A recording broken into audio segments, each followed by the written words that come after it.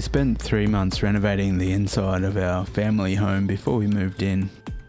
But the front veranda wasn't a priority at the time, so it's been sitting here neglected and used as a makeshift storage area for the past year. In that time, we've come up with a plan for what we want it to become, which is an ensuite in front of the main bedroom, a dedicated office at the other end of the veranda, and we'll open up the section in front of the entry door to restore it into a veranda as it was originally intended.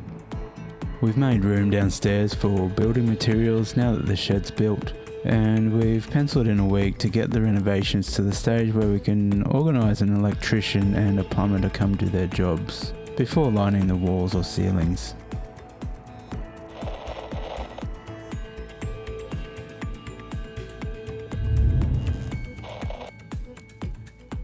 Once we'd moved all the building materials under the house, the first thing we did was clean away all the junk we had out here, including removing this carpet that was laid during the first round of renos due to a communication breakdown.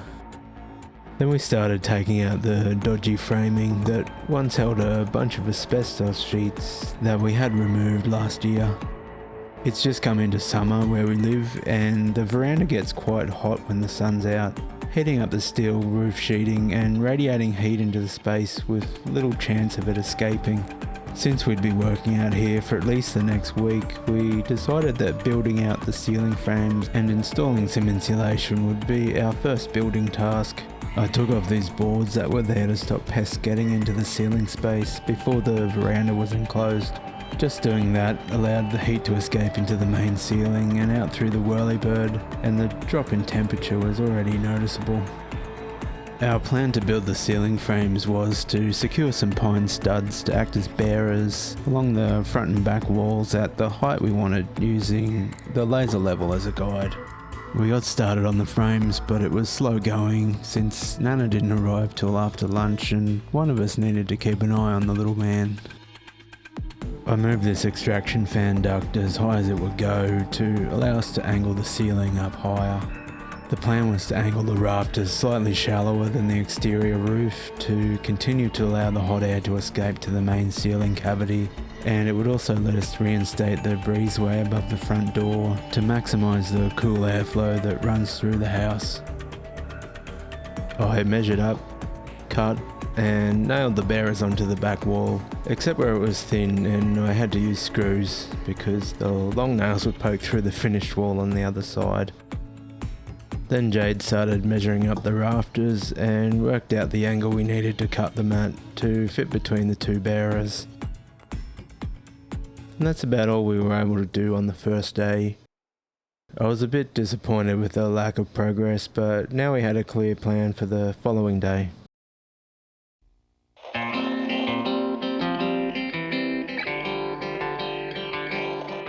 Starting early, we marked out the positions for the rafters at 450mm centres.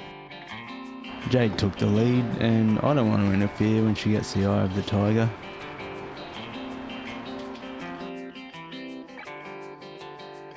Then, using a template that Jade made the day before, we measured up the angled rafters to fit between the bearers.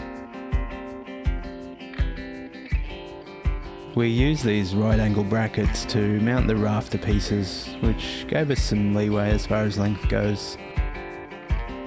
I used the new framing gun to nail them in place, which would be enough to secure them on their own, but I went through afterwards and put some screws in the brackets as well, just to be doubly sure they weren't going to fall on our heads. Jade cut them to size while I nailed and screwed them on, and we had them up reasonably quickly.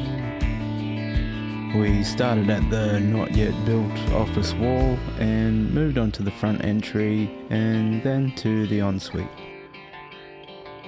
Since we were working towards getting the insulation in the ceiling, the next step was to put up some ceiling battens for the insulation bats to sit on.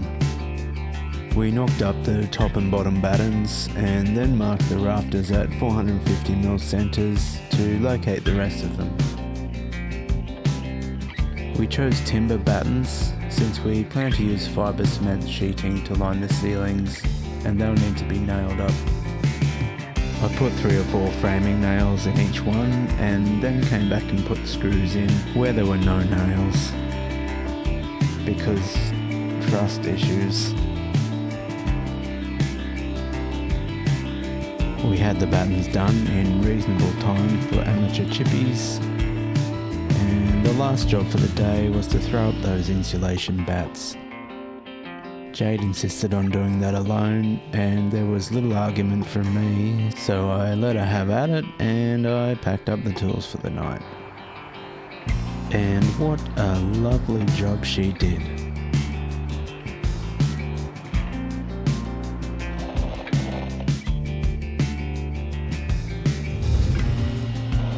The original floorboards had seen better days, and for some reason there was no joist underneath the ones closest to the front of the house. So up they came. The plan was to remove all the old floorboards a section at a time, drop in a joist and replace the boards with 20mm fibre cement floor sheets. The bearers under the house basically cut the house into thirds, so we were able to start in the middle at the entry where the floorboards were the worst. We pulled up the boards along the front wall between the 2 centre bearers and installed a joist before laying down the new flooring. We acquired some joist timber the same size as the existing joists from a second-hand timber yard. We wanted to lay down the new floor sheets before pulling up all the floorboards to reduce the risk of someone falling through the floor. So we measured up for cutting the new sheet and dropped it in.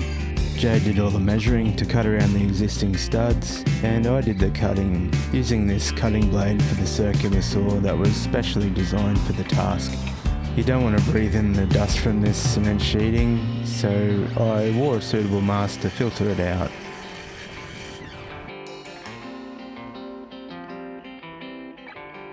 The sheets are a tongue and groove style, so I used an offcut with a tongue and a piece of scrap timber to hammer the sheets into place. Here's the installation of a full sheet once it's been cut to length. They're quite heavy, so you'll need someone to help you carry it. Jade applied the glue. We used a standard construction adhesive. This will stop the floor from squeaking when you walk on it later. The hardest part for our particular job was manoeuvring the sheets to fit into place around the existing doorways. Then I used an offcut with a tongue and a scrap piece of timber to shuffle the sheet into place. We then used a pilot drill with a countersink to make a pilot hole for 2 screws just to keep it in place while we were working. Make sure you get one that's for cement sheet, otherwise it will wear out very quickly. Ask me how I know. We went back later and put in some more screws. Once we worked out our procedure for laying the sheets, we managed to get a few down by the end of the day, and we knew what to do to finish them the following day.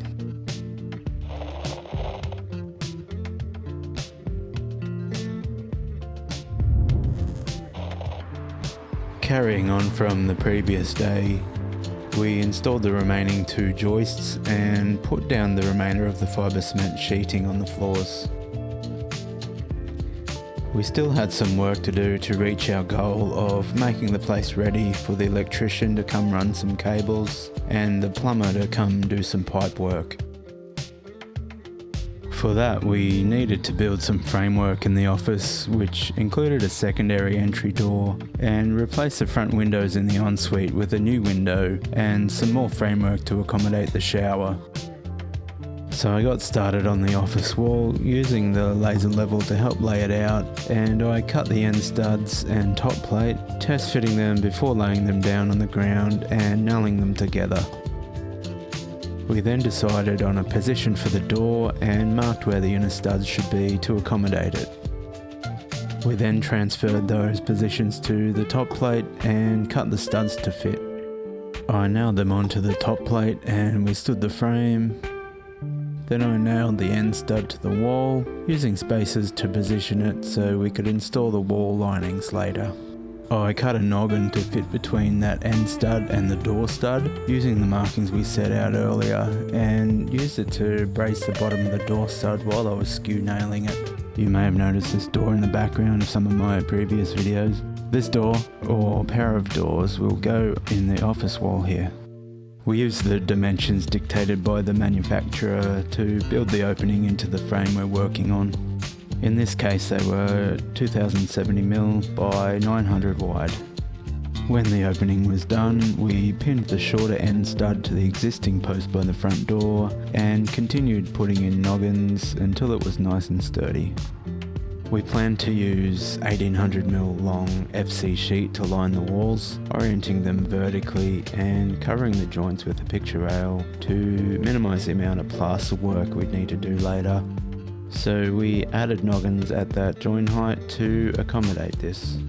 Last thing to do on this frame was to cut out the bottom plate where the door would go in, which Dave did with the multi-tool.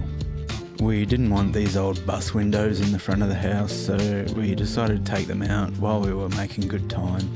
The plan was to replace them with sash windows, positioned symmetrically either side of the front door. The new windows were custom ordered at 700mm wide and to fit in the vertical space we had. Then we'd frame up the wall either side of them and put on some new linings. We took out the windows on both sides of the front door without too much fuss before the camera died.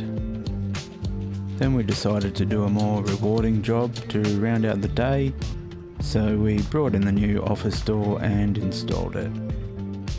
It fit in the frame the way it was supposed to, so I popped a few nails in the timber frame and it was job done.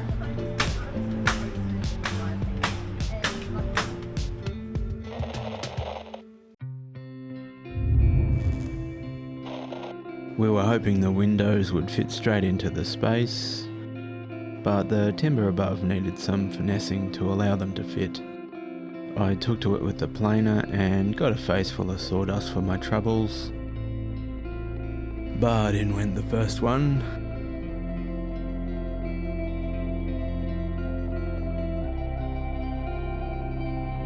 We then knocked up a frame to fit beside the window and nailed it in. This one will have the shower head inside it, so we put in an extra noggin that we can hopefully use to inset a little shelf into the wall later. Then we made the frame for the other side of the window and moved on to fit the office window. It was the same story with the timber needing some planing to fit the window frame. Our goal for the final day was to get the veranda back to the lock-up stage. So once the window and surrounding frames were in, we clad the exterior wall with some chamfer boards. I don't really want to show too much of the front of our house on the World Wide Web, so here's a little taste, but you'll have to imagine what the rest looks like. And that's about all we have to show at this stage. We're now able to lock the veranda up again, and we're ready for the tradespeople to come and do their thing. There are a few more jobs we can do in the meantime, but I want to dedicate some time to building a Christmas present for my son, which will be the subject of my next video. Thanks for watching to the end, I really appreciate it. If you liked the cut of my jib and reckon I deserve a beer for my troubles, check out my PayPal link in the description to make a one-off donation. Also, if you're in the market for some reasonably priced gear for photography and videography, click my affiliate link with Neewer and check out their wares.